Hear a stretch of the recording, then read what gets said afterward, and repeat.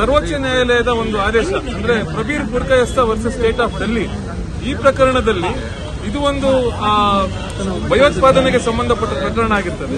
ಈ ಪ್ರಕರಣದಲ್ಲಿ ಇದೇ ರೀತಿ ಒಂದು ಬಂಧನದ ಸಕಾರಣಗಳು ನೀಡದೆ ಬಂಧಿಸಿದ್ದು ಮತ್ತು ಮ್ಯಾಜಿಸ್ಟ್ರೇಟ್ ನ್ಯಾಯಾಲಯದಲ್ಲಿ ರಿಮೈಂಡ್ ಅರ್ಜಿಯನ್ನ ಪೊಲೀಸ್ನವರು ಸಲ್ಲಿಸಿದಂತಹ ರಿಮೈಂಡ್ ಅರ್ಜಿಯನ್ನ ಒಂದು ನಕಲನ್ನ ಆರೋಪಿ ಅಥವಾ ಅವರ ವಕೀಲರಿಗೆ ನೀಡದೆ ಮ್ಯಾಜಿಸ್ಟ್ರೇಟ್ ನ್ಯಾಯಾಲಯ ಆದೇಶಿಸಿದಲ್ಲಿ ಅಂತಹ ಒಂದು ಬಂಧನ ಮತ್ತು ಅರೆಸ್ಟ್ ಅಂದ್ರೆ ಬಂಧನ ಮತ್ತು ರಿಮಾಂಡ್ ಅನ್ನ ರದ್ದುಗೊಳಿಸಲಿಕ್ಕೆ ಎಲ್ಲ ಅವಕಾಶ ಇರ್ತದೆ.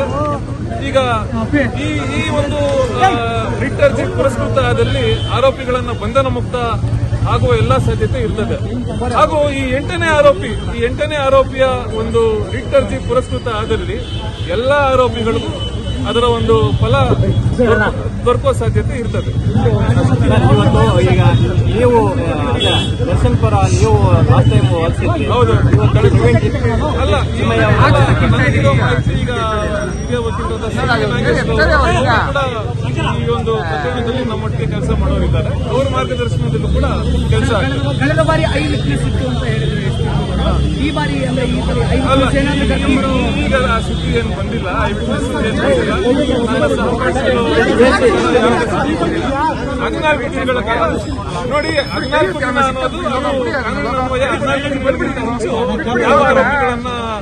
ಯಾವ ಆರೋಪಿಗಳನ್ನು ಕೂಡ ನ್ಯಾಯಾಂಗ ಬಂಧನವನ್ನ ವಿಸ್ತೃತಗೊಳಿಸಲಿಕ್ಕೆ ಸಾಧ್ಯ ಇಲ್ಲ. ಇವಾಗ ಆರೋಪಿಗಳನ್ನ ಬೇರೆ ಬೇರೆ ಆದ್ರೆ ಈ ಕೇಸಲ್ಲಿ ಡಿಜಿಟಲ್ ಎವಿಡೆನ್ಸಸ್ಗಳಿದೆ. ನೋಡಿ, ಒಂದು ನಿಮಿಷ. ರಿಟ್ ಅರ್ಜಿ ನಾನು ಹೇಳ್ತೀನಿ. ರಿಟ್ ಅರ್ಜಿ ಬಂದು ಕೇಸಿನ ಒಂದು ಫ್ಯಾಕ್ಟ್ಸ್ ಮೇಲಲ್ಲ. ರಿಟ್ ಅರ್ಜಿ ಬಂದು ತಾಂತ್ರಿಕ ದೋಷಗಳು, ಟೆಕ್ನಿಕ್ಯಾಲಿಟಿ, ಪ್ರೊಸೀಜರಲ್ ಲ್ಯಾಪ್ಸ್. ಈ ಪ್ರಕರಣದಲ್ಲಿ ನಮಗೆ ನಮ್ಮ ಅನಿಸಿಕೆ ಬಹಳಷ್ಟು ಪ್ರೊಸೀಜರಲ್ ಲ್ಯಾಪ್ಸ್ ಇದೆ. ಅಂದ್ರೆ ಈ ಬಂಧನದ ಸಂಬಂಧ ಆಗಿರ್ಬೋದು ಅಥವಾ ರಿಮಾಂಡ್ ಆದೇಶವನ್ನು ಹೊರಡಿಸಿರುವಂತದ್ದಾಗಿರ್ಬೋದು, ಇದು ರದ್ದುಗೊಳಿಸಲಿಕ್ಕೆ ಎಲ್ಲ ಅವಕಾಶ ಇರ್ತದೆ. ನಾವು ಜಾಮೀನು ಅರ್ಜಿಯನ್ನ ಸಲ್ಲಿಸದೆ ಕೂಡ ಆರೋಪಿಗಳನ್ನ ಬಂಧನದಿಂದ ಮುಕ್ತಗೊಳಿಸಲು ಎಲ್ಲ ಒಂದು ಅವಕಾಶ ಇರ್ತದೆ. ಬೇರೆ ಬೇರೆ ಜೈಲಿಗೆ ನಾನು ಕರ್ನಾಟಕ ಉಚ್ಚ ನ್ಯಾಯಾಲಯದಲ್ಲಿ ನಾನು ಇದ್ದದ್ರಿಂದ ನನ್ನ ಸಹಪಾಠಿಗಳು ಹೇಳಿದ ಪ್ರಕಾರ ಒಂದು ಅರ್ಜಿಯನ್ನ ಸಲ್ಲಿಸಿದ್ದಾರೆ. ತುಮಕೂರು ಜೈಲಿನಲ್ಲಿ ಕೆಲವೊಂದಷ್ಟು ಆರೋಪಿಗಳನ್ನ ಅವರ ನೆಲೆಸುವಂತೆ ಒಂದು ಮನವಿಯನ್ನ ಕೊಟ್ಟಿದ್ದಾರೆ, ಅವ್ರನ್ನ ಇರಿಸುವಂತೆ.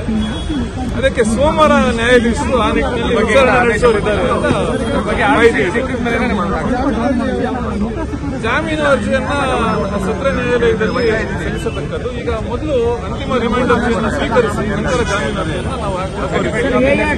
ಈಗ ಈ ರಿಟ್ ಅರ್ಜಿ ಏನಿದೆ, ರಿಟ್ ಅರ್ಜಿ ಪುರಸ್ಕೃತಗೊಂಡಲ್ಲಿ ಆರೋಪಿಗಳು ಜೈಲಿನಿಂದ ಬಿಡುಗಡೆ ಆಗೋ ಎಲ್ಲ ಅವಕಾಶಗಳು ಇರ್ತವೆ.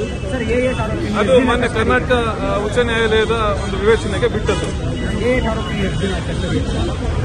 ಎಲ್ಲ ಆರೋಪಿಗಳಿಗೂ 14 ದಿನಗಳ ಕಾಲ ಒಂದು ನ್ಯಾಯಾಂಗ ಬಂಧನಕ್ಕೆ ಅವರನ್ನು ಒಳಪಡಿಸಿದ್ದಾರೆ.